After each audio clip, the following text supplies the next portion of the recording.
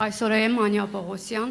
Հայաստանի իշխանությունը հայտարարում է, որ նախատեսում վերսկսվել է ակտիվ աշխատանքը հապկում, դուք իշխանության գալու դեպքում ինչպես եք աշխատելու հապկում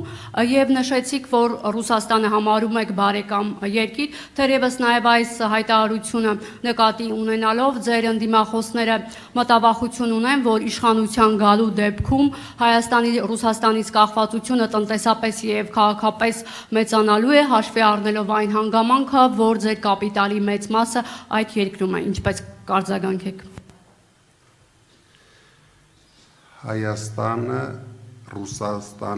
Հայաստանի Ռուսաստանից կախվածությունը հենց հիմա ամենաբարձր մակարդակի վրա է։ Եթե ձեզ թվում է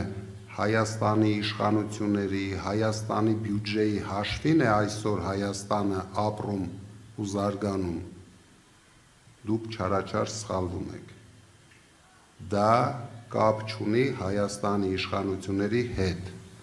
ամբողջությամբ կախված է դրսի տրանսֆերներից, գալիս է բյուջեին համարժեք գումարներ նույն Ռուսաստանից, դրա համար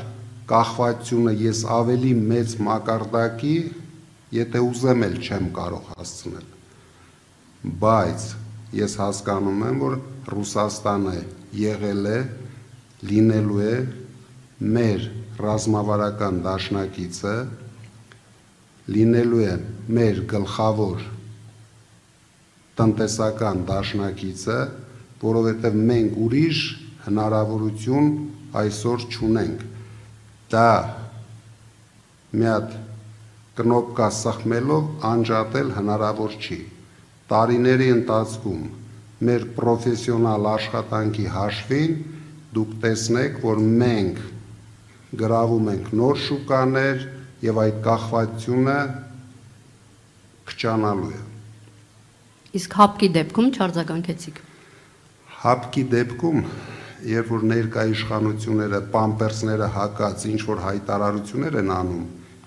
դա չեմ էլ ուզում մեկնաբանեմ, որովհետեւ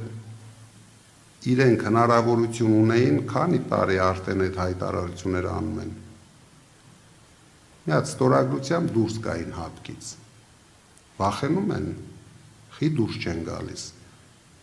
Այսինքն ինչ եք ուզում ասեմ, մենք չունենք երկրորդ ռազմական համագործակցության կառույցը,